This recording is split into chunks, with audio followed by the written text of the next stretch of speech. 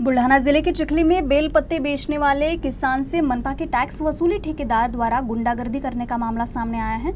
इस घटना के विरोध में युवा सेना ने चेतावनी दी है कि अगर कार्रवाई नहीं हुई तो शिवसेना स्टाइल में जवाब दिया जाएगा। चिखली शहर में बेलपत्ती बेचने आए एक गरीब किसान के साथ नगरपालिका के टैक्स वसूलने वाले ठेकेदार और संबंधित कर्मचारी ने मारपीट कर धक्का मुक्की की और महादेव के पवित्र बेलपत्र को रौंद कर नष्ट कर दिया। इस घटना से शहर में आक्रोश का माहौल है। शिवसेना व युवा सेना के पदाधिकारियों व शिव सैनिकों ने नगरपालिका के खिलाफ कड़ा विरोध जताया है और चिखली थानेदार को निवेदन देकर इस गुंडागर्दी के खिलाफ कार्रवाई की मांग की है। अन्यथा शिवसेना स्टाइल में सबक सिखाने की चेतावनी भी दी है।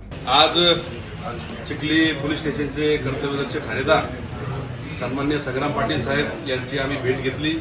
काल दिनांक 4 तारखेला या चिखलीच्या बाजारपेठमध्ये महादेवचे मंदिर जे आहे राजा टॉवर परिसरात, या परिसरामध्ये काही नगरपालिकेतील कर्मचारी जे आहेत की ज्यांच्याकडे या बाजारपेठीची वसुली असते, अशा लोकांनी जे बेलपान पूजेचं सामान जे विक्री असते आणि कालचा श्रावण सोमवार पवित्र दिवस, अशा दिवशी बाजारामध्ये कोणताही व्यक्ती पूजेचं सामान असेल, इतरही वस्तू असेल ते विकू शकतो।